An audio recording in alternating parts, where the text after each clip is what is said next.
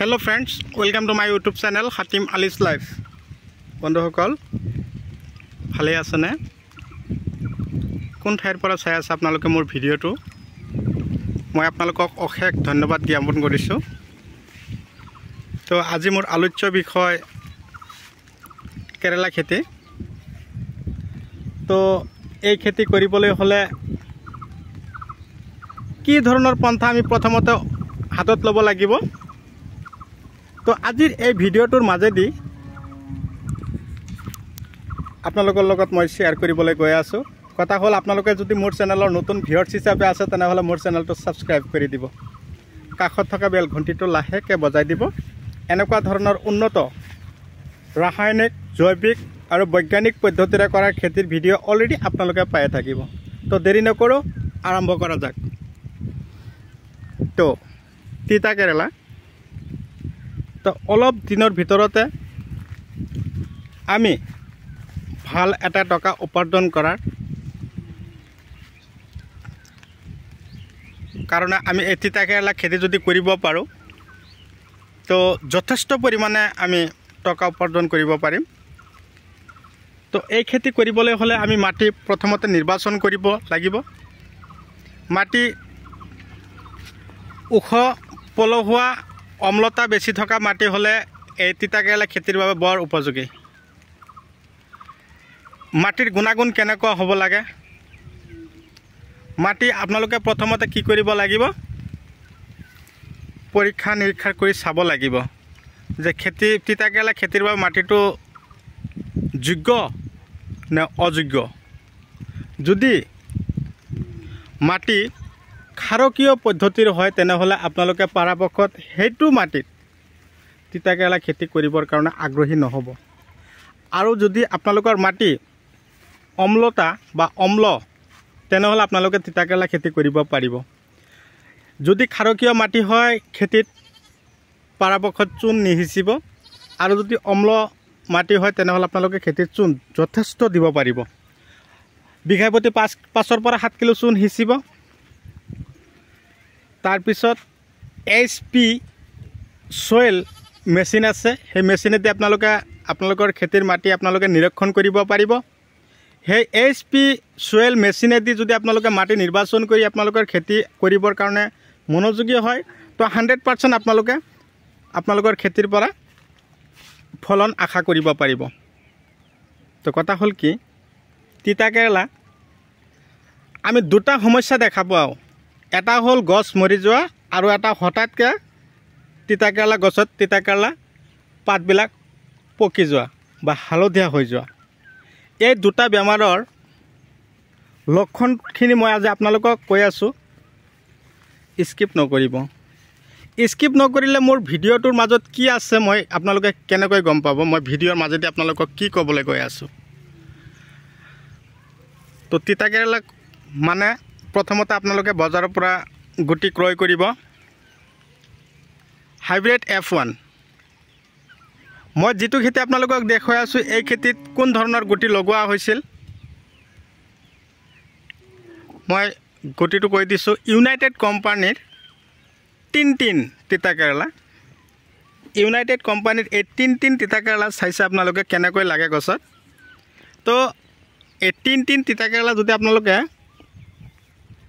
মোটামুটি এবাৰ কৰিব পাৰে, ছেকেণ্ড টাইম থাৰ্ড টাইম আপোনালোকে বাৰে বাৰে এইটো কেৰেলাই কৰিবৰ কাৰণে মনোযোগী হ'ব। বিঘাৰ পৰা আপোনালোকে 3-4 দিন পিছে পিছে কমেও 7 পৰা 8 কুইণ্টেলকৈ কাটিব পাৰিব। বৰ্তমান কেৰেলাৰ বজাৰ কেনে আছে আপোনালোকৰ ফালে কমেণ্ট কৰি জনাবচোন। মনোযোগী হৈ শুনি আছে ঠিকে, খেতি কৰিও আমি ঠিকেই, কিন্তু খেতিৰ পৰা আমি ফলন নাপাওঁ। আমি বহুতখিনি কথা নজনা আছোঁ। আমি উন্নত ধৰণৰ দানা খেতিত দিব পৰা নাই। উন্নত ধৰণৰ মাটি আমি নিৰীক্ষণ কৰিব পৰা নাই। উন্নত ধৰণৰ খেতিত আমি তিতা কেৰেলা কৰা নাই। তিতা কেৰেলাৰ খেতি কৰিছোঁ, তাৰ লগত আমি তিয়হ লগাইছোঁ। ইফালে গছবিলাক হঠাৎকৈ পকি গৈ আছে এনেকুৱা ধৰণৰ। তাৰ কাৰণে আমি কি কৰিব লাগিব? এই গছ পকি যোৱাৰ প্ৰধান ঔষধটোৱে মই আপোনালোকক কৈ আছোঁ, সেইটো হ'ল সাইমক্স। মনত ৰাখিব, পৰাপক্ষত টুকাই ৰাখক। সাইজক্স সাইমক্স দুটা এটা হ'ব ফাংগাসাইড আৰু এটা হ'ব এন্টিবায়োটিক ফাংগাসাইড আৰু এন্টিবায়োটিক দুটা ঔষধ একেলগে মিক্স কৰি আপোনালোকৰ খেতিত ধুনীয়াকৈ স্প্ৰে কৰিব আৰু এটা সমস্যা এইটো সমস্যা তিতাকেৰেলাৰ সৰু থাকোতে পকি যায় হালধীয়া হৈ যায় এইটোৰ প্ৰধান সমস্যাই হ'ল খেতিৰ পৰা আপুনি আঁতৰাব লাগিব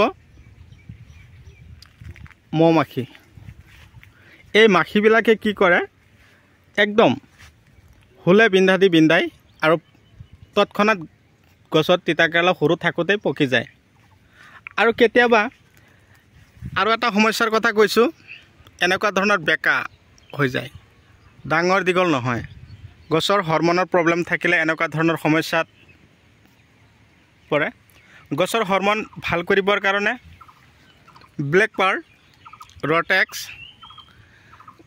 হৰমনৰ কাৰণে কাম কৰিব ব্লেক পাৰ্ল এইটো দানাৰ কাম হ'ল গছৰ গ্ৰোথ হ'ব যথেষ্ট পৰিমাণে ফলন লাগিব আৰু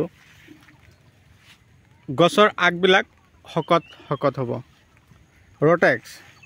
ৰটেক্সৰ কাম হ'ল গছৰ শিপাৰ প্ৰব্লেম গছৰ শিপাত পানী জমা হ'লে আৰু গছৰ শিপাবিলাক কেৱল ডাঙৰ শিপাবিলাক হৈ থাকিব সৰু শিপা নোলায় তাৰ কাৰণে ৰটেক্সৰ কাম আৰু গছত যদি সৰু সুৰা গছৰ গুৰিত বগা তাৰমানে সৰু সুৰা ফুটা দেখা পোৱা যায় তাৰ কাৰণে বায়োগোল্ড এটা দানা আছে সেইটো দিব সেই সৰু সুৰা ফুটাৰ পৰা বগা এক ধৰণৰ ফুট দেখা পাওঁ তাৰ কাৰণে আমি বায়োগোল্ড কিয় দিব লাগে সেইটো গছৰ কোনো ধৰণৰ পানী জমা হ'ব নিদিব আৰু ফাংগাসাইড দিব আৰু গছত যদি আপোনালোকে প্ৰচুৰ ফলন পাব বিচাৰিছে আপোনালোকে কাৰ্বগ্ৰীণ দানাটো মাজে সময়ে বিঘাই প্ৰতি 3 কিলোকৈ দিলেই যথেষ্ট ফলন পাব আৰু এনেকুৱা হালধীয়া বেমাৰটোৰ কাৰণে আলিকা আৰু পাতগ্ৰাম এইটো ঔষধ হালধীয়া বেমাৰৰ কাৰণে প্ৰধান আলিকা আৰু পাতগ্ৰাম এই ঔষধ দুটাৰ যদি এটাৰ পৰা আৰু এটা আপোনালোকে বিচাৰি পায় দুটা নাম কৈ দিছোঁ এটা আপোনালোকে নিৰ্ধাৰিত কৰিব আৰু স্প্ৰে কৰিব সপ্তাহত এবাৰ স্প্ৰে কৰিব 15 দিনৰ কাৰণত এক সপ্তাহত যদি স্প্ৰে কৰে মোটামুটি 8 পৰা 10 দিন আৰু আপোনাৰ খেতিত এইবিলাক বৰল বা মৌমাখি খেতিত নাহিব তো বন্ধুসকল মাজে আপোনালোকে যেতিয়া খেতি কৰিবলৈ গৈছিলে তেতিয়া আপোনালোকে কি কৰিব গোবৰ সাৰটো অকণমান বেছি দিব বাৰে সংগনাই আপোনালোকৰ খেতিত গোবৰ সাৰ দিয়াটো সম্ভৱ পৰাপক্ষত গোবৰ সাৰ কেনেকুৱা হ'ব মিনিমাম 1 বছৰৰ পুৰণা গোবৰ সাৰ হ'ব লাগিব 1 বছৰৰ পুৰণা গোবৰ সাৰ আপোনালোকৰ খেতিত সংগনাই দিয়ক কোনো ক্ষতি নাই কেঁচা গোবৰ দিয়াৰ লগে গছৰ শিপাৰ ফাংগাসাইড হোৱাৰ সম্ভাৱনা থাকিব আৰু গছত কি হয় বেক্টেৰিয়া আৰু ভাইৰাছ এই ভাইৰাছজনিত সমস্যাৰ কাৰণে আপোনালোকে চিমোটিছ মাৰি দিব আৰু মাজে গছত পকেট আৰু ৰিলিক স্প্ৰে কৰিব গছৰ আগবিলাক ফুলি গ'লে চিমোটিছ আৰু গছত এনেকুৱা ধৰণৰ এক বেমাৰ হয় যেটো হ'ল সৰু কলিবিলাক ওলাওতে ডিস্টাৰ্ব পায় ফুলৰ ভিতৰত যদি পোক সোমাই থাকে তেনেহ'লে আপোনালোকে ৰিলিক আৰু পকেট দি দিলেই হ'ব তো বন্ধুসকল মোৰ ভিডিঅ' কেনে লাগিল কোন ঠাইৰ পৰা চাই আছে আপোনালোকক অশেষ ধন্যবাদ জ্ঞাপন কৰিছোঁ বৰ্তমান বাৰিষা কালৰ কৰা মই তিতাকেৰেলাৰ খেতিৰ ভিডিঅ' আপোনালোকলৈ আজি পঠিয়ালোঁ মই জানো আপোনালোকৰ নিশ্চয় ভাল লাগিব নিশ্চয় আপোনালোকে মোৰ ভিডিঅ' চাই আনন্দিত হ'ব পাৰিছে যদি আপোনালোকে মোৰ ভিডিঅ' চাই ভাল পাইছে তেনেহ'লে আপোনালোকে মোৰ ভিডিঅ'ত এটা লাইক দি দিব যিমান পাৰে শ্বেয়াৰ কৰিব এনেকুৱা ধৰণৰ যাতে ভিডিঅ' আমি পাই থাকোঁ আমি যাতে উন্নত ধৰণৰ খেতি কৰিব পাৰোঁ